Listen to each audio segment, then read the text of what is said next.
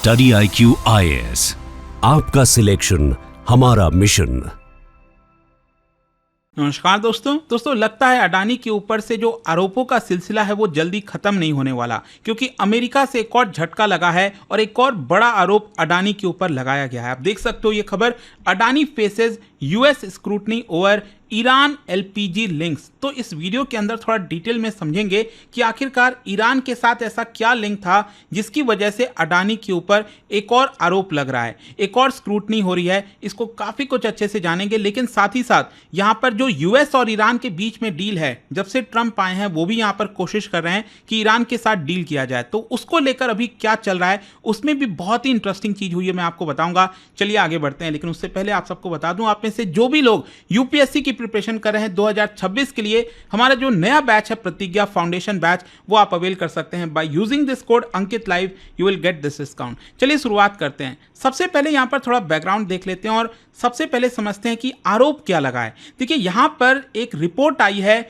Wall street journal के अंदर, वहां पर इन्वेस्टिगेशन के तहत बताया गया है कि यूएस जो है, जो यूएस की सरकार है, ट्रंप एडमिनिस्ट्रेशन है, वो इस समय एग्जामिन कर रही है कि क्या अडानी ग्रुप ने यूएस का जो सैंक्शंस है उसको वॉयलेट किया है। बेसिकली अगर आप देखोगे तो आप जानते होंगे कि यूएस ने ईरान के ऊपर इस समय सैंक्शंस लगाया हुआ है, कि मतलब दुनिया की कोई भी कंपनी, कोई भी देश अगर ईरान के साथ डील करता है तो उस देश के ऊपर भी सैंक्शंस लगा दिया जाएगा। तो यहां पर आरोप यह लग रहा है कि अडानी ग्रुप ने इनडायरेक्ट तरीके से जो LPG है, लिक्विफाइड पेट्रोलियम गैस, ये ईरान से खरीदा है और कहीं ना कहीं यूएस सैंक्शंस का उल्लंघन किया है। आरोप लगाया जा रहा है कि यहां पर शिपमेंट हुआ है और जो शिप है वो मुंद्रा पोर्ट पहुंची है, मतलब ईरान से LPG खरीदकर यहां पर जो शिप है वो मुंद्रा पोर्ट, आप सब जानते होंगे गुजरात में जो मुंद्रा पोर्ट है वहां पर पहुंची है। तो इसको लेकर एक बड़ा इन्वेस्टिगेशन चल रहा है। इनफैक्ट यहां पर हुआ क्या, मैं आपको बताता हूं। सबसे पहले तो AIS स्पूफिंग की बात कही जा रही है, मतलब कुछ ऐसे LPG टैंकर्स थे जिनको मैनिपुलेट किया गया, उनका जो लोकेशन डेटा है उसको स्पूफ किया गया। बेसिकली एक तरीका होता है, फॉर एग्जांपल अगर मान लो ईरान के ऊपर सैंक्शंस लगा हुआ है तो भारत ईरान से कोई चीज़ नहीं खरीद सकता एज पर अमेरिका। अब ये भी अलग ही चीज़ है कि यहाँ पर सैंक्शंस अमेरिका लगा रहा है, लेकिन भारत जो है वो ईरान से कोई चीज़ नहीं खरीद सकता। भले ही हमें सस्ते दाम पर LPG, गैस, ऑयल ये सब कुछ मिल रहा है, लेकिन यूएस के प्रेशर की वजह से भारत यहाँ पर ईरान के साथ डील नहीं कर पाता है। खैर जो भी है, क्योंकि सैंक्शंस लगा हुआ है तो हम ईरान से कोई भी शिप वहाँ से ऑयल, गैस, LPG नहीं मंगा सकते।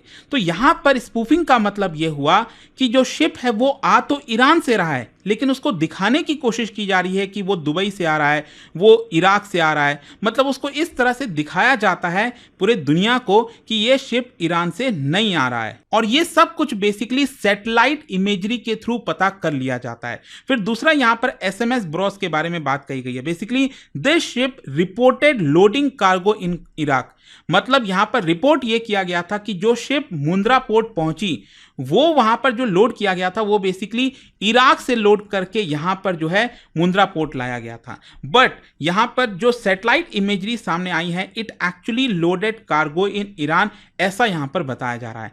तो ये बेसिकली आरोप है यहां पर अडानी ग्रुप के ऊपर। अब अगर हम इसके लीगल कॉन्टेक्स्ट को देखें तो आप सब जानते होंगे कि यूएस ने यहां पर इकोनॉमिक सैंक्शंस लगाया हुआ है ईरान के ऊपर और यह कहा है कि कोई भी ऑयल और गैस एक्सपोर्ट नहीं किया जा सकता, मतलब कोई भी देश यहां पर ऑयल और गैस ईरान से नहीं खरीदेगा।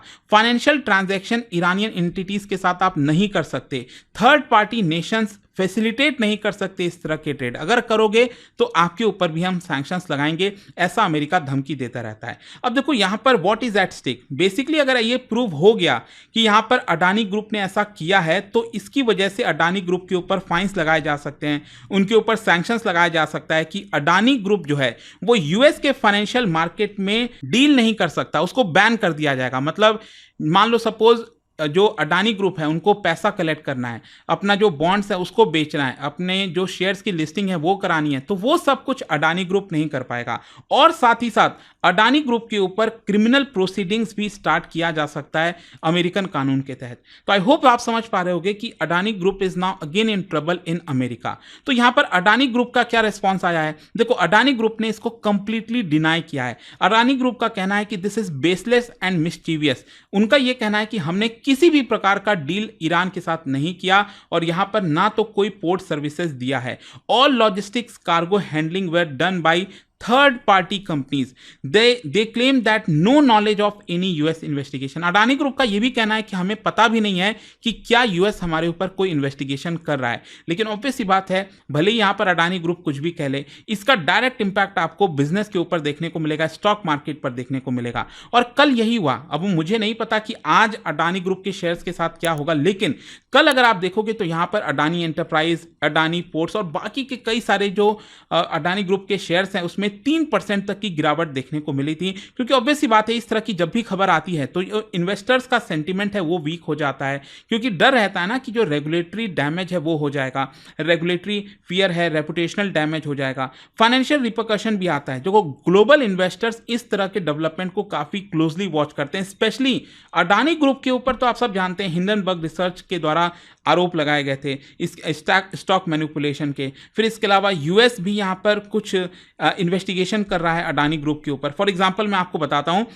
2024 में, पिछले साल की बात है, $250 मिलियन का आरोप था कि ये अडानी ने जो ब्राइब है वो दिया है भारत के अंदर। भारत के जो ऑफिशियल्स हैं उनको $250 मिलियन का यहां पर घूस दिया गया ताकि जो सोलर कॉन्ट्रैक्ट है भारत में वो लिया जा सके।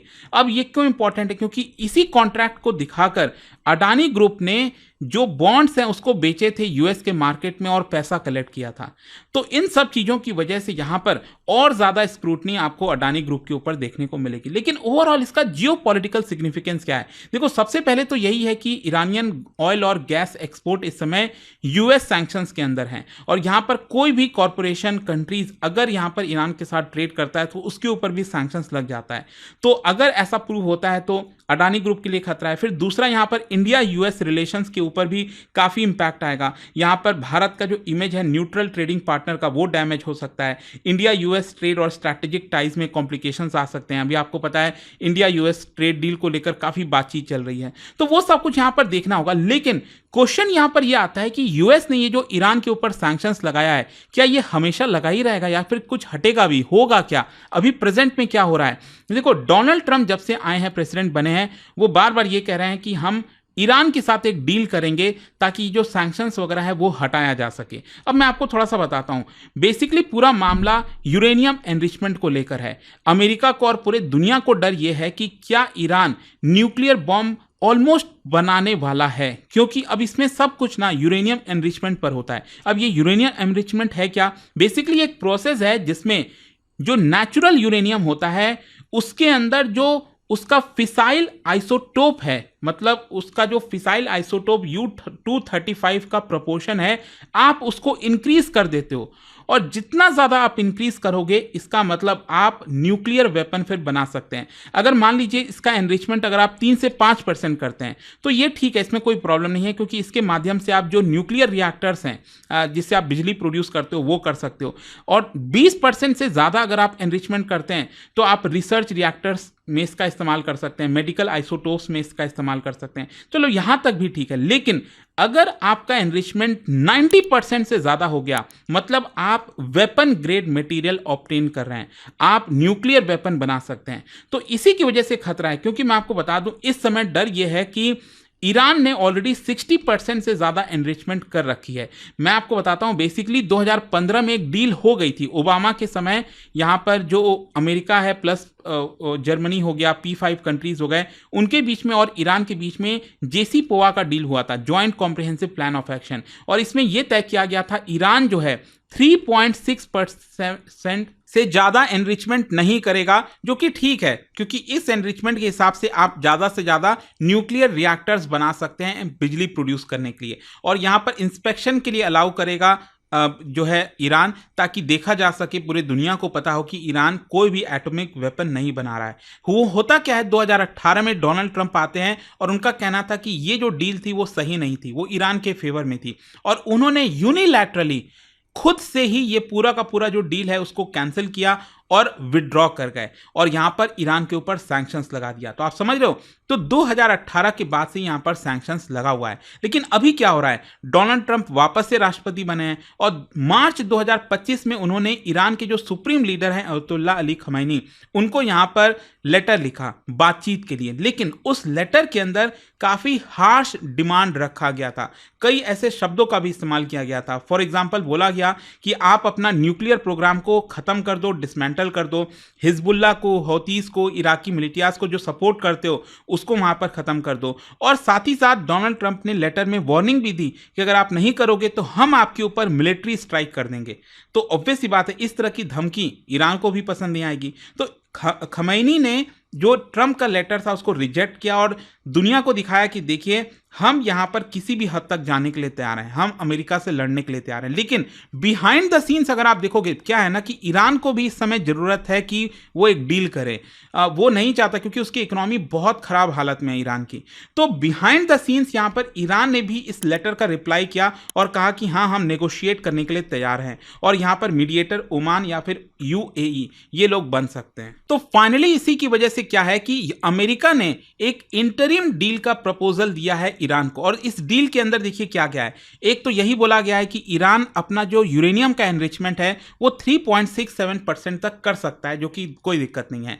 और enrichment must be conducted at a single designated site, 10 जगह आप नहीं करोगे, एक ही जगह करोगे। फिर दूसरा, इसके ऊपर कैप लगाया जा रहा है, यूरेनियम का स्टॉक पाइल ज्यादा से ज्यादा आप 300 kg of low enriched uranium अपने पास रख सकते हैं, उससे ज़्यादा नहीं रख सकते, जो कि JCPOA के अंदर भी यही चीज़ कही गई थी। फिर इसके अलावा जो एडवांस सेंट्रीफ्यूगस है, जो IR6 है, IR9 सेंट्रीफ्यूगस है, उसको बंद कर दो। मतलब जिससे यूरेनियम फास्ट होता है ना, एनरिच होता है, उसको आपको बंद करना पड़ेगा। फिर यहाँ पर यह भी बोला गया है यूएस के द्वारा कि IAEA जो इंटरनेशनल एटॉमिक एनर्जी एजेंसी है, वो यहाँ पर आपका इंस्पेक्शन करेगी कि कहीं आप गलत काम तो नहीं कर रहे हो। और इन सब कुछ के बदले आपके ऊपर जो हम सैंक्शंस हैं उसको थोड़ा हटाएंगे। मतलब यूएस ये कह रहा है कि यहाँ पर कई आपके जो एसेट्स हमने फ्रीज करके रखे हैं साउथ कोरिया में, इराक में, कई जगह जो है वो हम हटा देंगे। साथ ही साथ आप अपना ऑयल, गैस ये सब एक्सपोर्ट कर पाओगे और ह्यूमैनिटेरियन असिस्टेंस भी हम आपको प्रोवाइड करेंगे।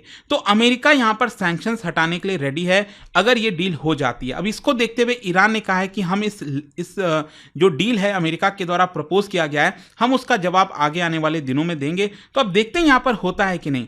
अगर हो जाता है तो अच्छी बात होगी, यहाँ पर डील हो जाएगा एंड मोस्ट प्रोबेबली अडानी के ऊपर भी जो आरोप हैं, ये सारी चीज़ें हैं, वो भी शायद हट सकते हैं। लेकिन डिपेंड करेगा, आप देखते हैं क्या होता है। लेकिन जाने से पहले आप सबके लिए एक बहुत ही इंटरेस्टिंग क्वेश्चन है। देखिए, भारत में जो मेजर पोर्ट्स हैं उसका प्राइवेटाइजेशन, चाहे मुंद्रा पोर्ट हो गया, तो इसका मेन इंटेंशन क्या था, हम कौन सा इकोनॉमिक ऑब्जेक्टिव अचीव करना चाहते थे प्राइवेटाइजेशन करके, ये आपको बताना है। और इसका राइट आंसर आप सब जानते हैं, मेरे इंस्टाग्राम पर तो मिलेगा ही, वहां पर अगर आप नहीं हो कोई बात नहीं, टेलीग्राम से ले सकते हैं इसका सही उत्तर। और दोस्तों, मैंने जैसा आपको बताया, आप में से जो भी लोग 2026 की यूपीएससी की प्रिपरेशन कर रहे हैं, हमारे बैचेस को जरूर अवेल करिए। देखिए, लिंक दिया है कमेंट सेक्शन में, वहां पर बहुत सारे फीचर्स, फॉर एग्जांपल बुक्स का पूरा सेट आपके घर भेजा जाता है, पर्सनल मेंटर मिलता है, MRP अगर आप प्रीलिम्स क्लियर करते हैं तो फ्री में मेंस रेसिडेंशियल की तैयारी कराई जाती है हमारे द्वारा, खाना पीना सब कुछ।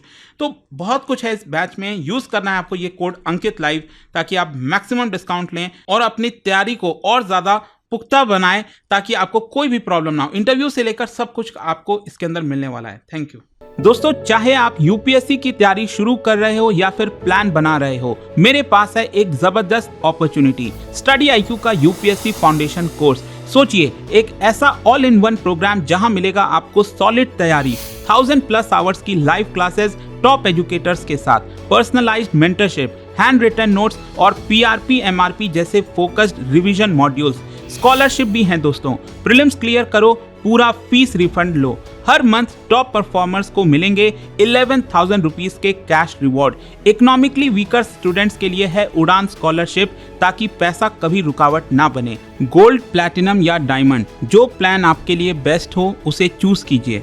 और सबसे खास बात, आपको गाइड करेंगे खुद x secretary Anil Swarup sir, जिन्होंने यूपीएससी सिस्टम को अंदर से देखा है। स्टडी आईक्यू पर भरोसा किया है 2 करोड़ से ज्यादा इंडियंस ने और अब आपका नंबर है यूपीएससी फाउंडेशन कोर्स के साथ अपना आईएएस ड्रीम सर्च करने का। अब करना क्या है, बस स्टडी आईक्यू के ऐप पर जाइए या फिर कमेंट सेक्शन में दिए गए लिंक पर क्लिक करिए, यूपीएससी फाउंडेशन कोर्स ढूंढिए। बाय नाउ पर क्लिक करने के बाद डिस्काउंट कोड के सेक्शन में लिखिए ANKITLIVE अंकित लाइव और पाइए सबसे lowest price. Your IAS journey starts now.